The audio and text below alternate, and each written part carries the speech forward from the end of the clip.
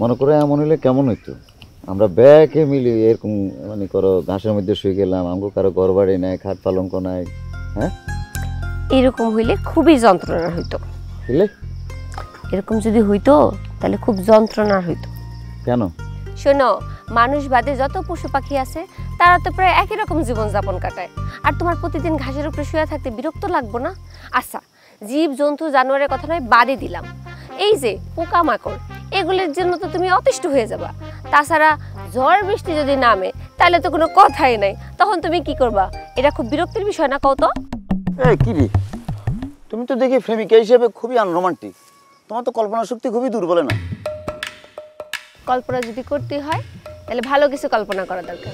যেমন ধরো আমি রাজপ্রাসাদে থাকবো, তারপরে ধরো পঙ্খিরাজে কইরা ঘোড়ায় চড়তেছি, এরকম কল্পনা শক্তি করা উচিত। তোমার মতো এত পোষা না। আমি বুঝে গেছি, তার মানে হচ্ছে তুমি কোনোভাবে আমার সংসার করতে পারবে না, সম্ভাবনা নাই। এই, এটা কেমন কথা? আরে বাবু রে, আমার তো কোনো রাজপ্রাসাদই নেই, আমার ঘর কি ভাঙাচুরা ঘর। কোনায় তুমি রাজপ্রাসাদের স্বপ্ন দেখতেছো, আর কোথায় আমার ভাঙাচুরা টিনের ঘর। শোনো, ঘর যেমনই হোক আমারে কিন্তু রাখতে হইব রাজরানীর মতো কইরা। জো হুকুম গরিবের রানী এলিজাবেথ। হইছে, আর ঢং করতে হবে না। এবার বলো তোমার ইন্টারভিউ কেমন হলো? ওইসে আরে, ইন্টারভিউ যেমনই হোক চাকরি তো আমার হবে না। কেন?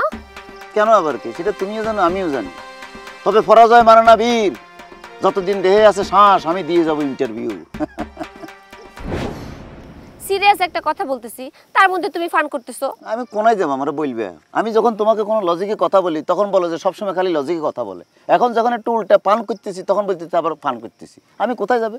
যেই দিকে তোমার জবা থাকবে তুমি সেই দিকেই যাবে, অন্যদিকে তাকানো নিষেধ। আচ্ছা আচ্ছা ঠিক আছে, অন্যদিকে তাকাইলাম না। আমার একটা প্রশ্নের জবাব দাও, বলো যে এই যে একটা ছোট্ট প্রাণী মশা, এটা আমাদের কি উপকারে লাগে? আরে মশা আবার মানুষের কি উপকারে আসবে? মশা মানি তো যন্ত্রণা। আরে মশা মানে খালি যন্ত্রণা না, মশা একটা উপকারী প্রাণী। এই মশা যদি আমাদের জীবনে আমাদের সমাজে না থাকতো তাইলে আমরা অসামাজিক হয়ে যেতাম। হ্যাঁ, আমরা সন্ধ্যার সময় ঘরে যাই কেন? মশার জন্য।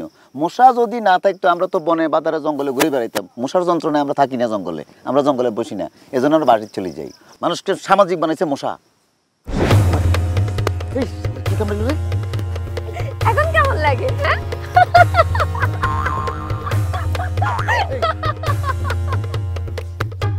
আরে মা,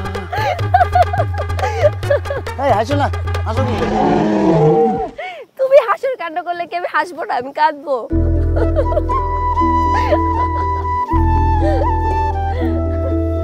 শোনো, ঘাসের মধ্যে মানুষের মানে